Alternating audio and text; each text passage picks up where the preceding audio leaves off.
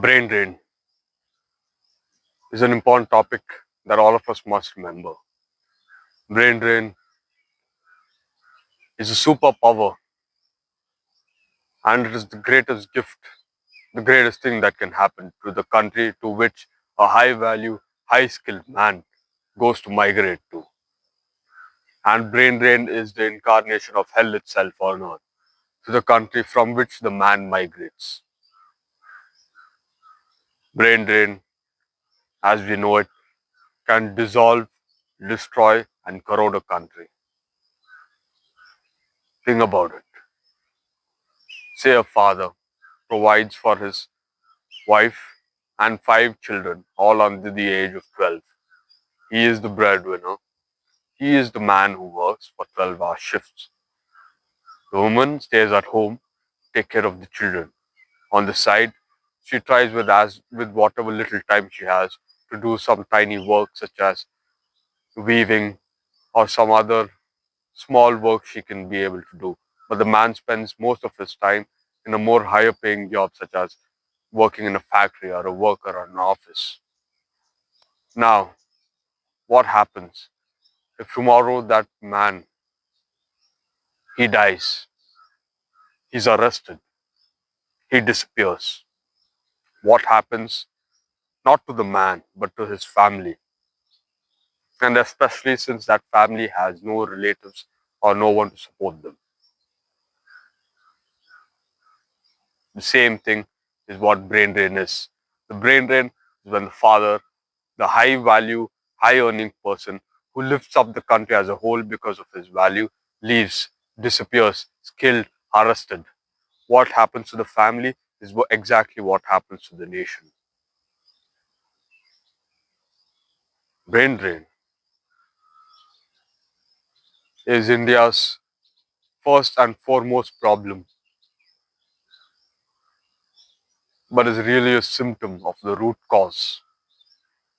The most hideous symptom of all, brain drain, has a deep root cause, and I think you and I know well what it is. If we decide to look for the truth, we decide to think rationally and decide to think logically, and we see the lens unbiasedly, impartially, I think you and I know why brain drain occurs.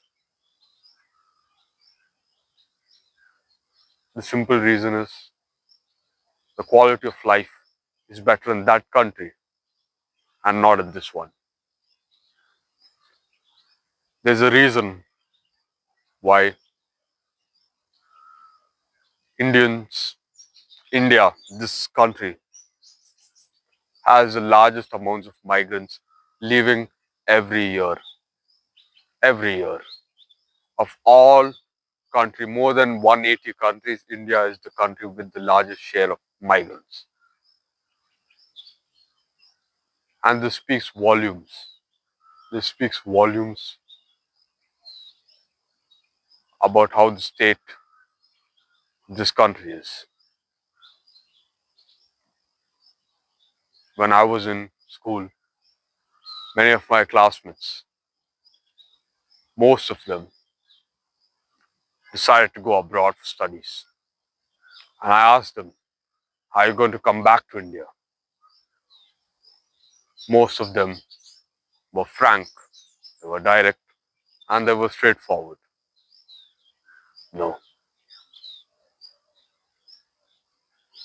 Think about it. The country pays for their education, has built all this infrastructure for them, and is taking care of them through the various indirect means such as roads, water, food, etc. Since when they're a child, unable to provide any value to the society till they become adults, which is about till 18 to 22 years. The country takes care of them, provides them the infrastructure, and then they leave. And when they are finally ripe, when the fruit, when the raw green mango is finally yellow and sweet, the mango isn't even here for the people and not even here for the country to benefit from. It's gone to another country. So you can see the irony. But it is not really their fault, those who decide to leave the country. The fault lies in why this country is such a shithole for them to decide I can't stay in my own country. I can't stay in my motherland. I can't stay in the country where my blood is bonded to the soil, and I'm willing to go to a strange country, a faraway place, which in fact is unwelcome to me. Look at social media. Look at the online world. Everywhere the world is becoming more and more unwelcome to migrants, especially Indians.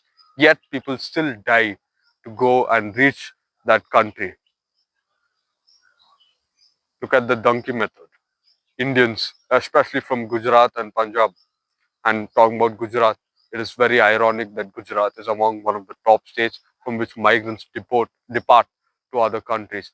Considering the fact that the man who we chose to be our prime minister sold the entire country of his Gujarat development model, and he would make the entire country like Gujarat, yet Gujarat has the largest share of people living in this country.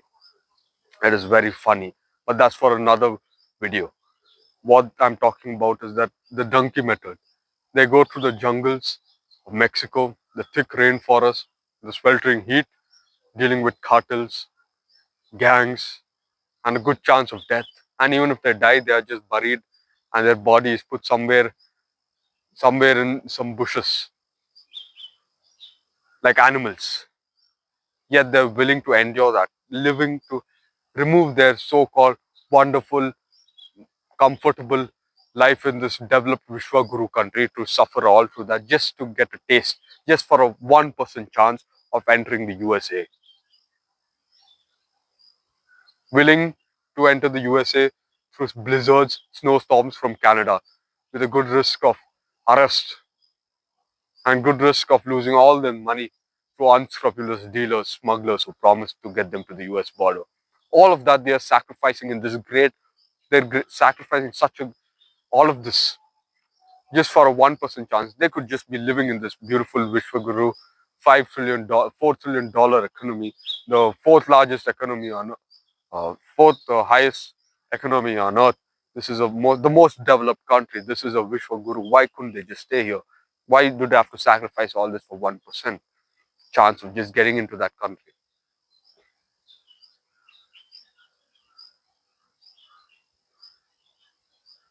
So do you now see how much the media has brainwashed us?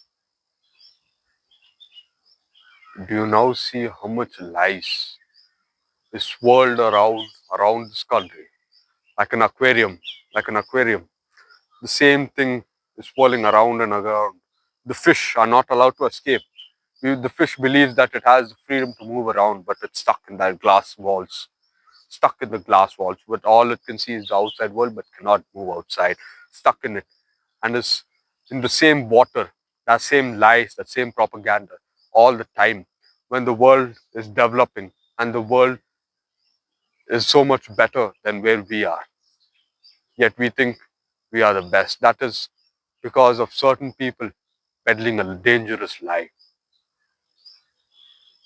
Complaining will not solve the issue. Whining will not solve the issue. Nor will believing in the lies and deciding to numb ourselves, saying nothing can be done. No. What we must do is take action as we have from the past 2000 years. We must take action to develop this country so well that there is no need for them to migrate to other countries, but in fact, other countries should migrate here. Other countrymen should migrate here. We can do that. 2000 years, we, the people of India, have taken charge whenever things have not been with us. When the system, the government has been against us. Look at the system now. It has been against us. Look at how many rapes is happening. Look at how much corruption, how much political filth. Look at how systematic corruption is embedded in every part of the government, from the bureaucracy to the judiciary to the legislators, every part of it. The police department, the income tax department, all of them connected in one game of I scratch your back, you scratch mine. One game where they all benefit in this circle. But guess who's not in this circle? Me and you, the people. It's a big, big con game. And me and you are not part of it. We are the victims. So we must do what we have done from the last 2000 years. Whenever things have not gone through our way, We, the people, have always resisted, no matter who and how powerful our opponents are. Those who resist the change to actually make the country better and not just scream and put their face on every rice bag, put their face on every school bag, put their face on every newspaper with this big smile saying that this country is now a Vishwa Guru and that this country is now developed. If it's so developed, you know why people are still leaving this country. Why India in 2025 still has the most migrants, and most migrants, they live there. There's not for many of them going to learn skills and coming back. Very few of them do that. Most of them are going to look for a better life there because they know that your career is dead. They know that your merit is not valued, quality is not valued. What's valued is, are you part of the system or are you not? And if you are not, then you can say goodbye to your dreams. You must remember your place as an insignificant citizen who has to do nothing but shut up and watch as this country is being pulled down and down while other people in other countries is being lifted up and up. And you say, why couldn't that be me? God, why did I have to be born like this? Let us never come to that conclusion. Let us hope that it never comes down to such a horrible feeling, because we can take control and we can take charge as we have done all the time. No matter how strong the enemy was, we have taken charge and we have won in the end, no matter how long the struggle was.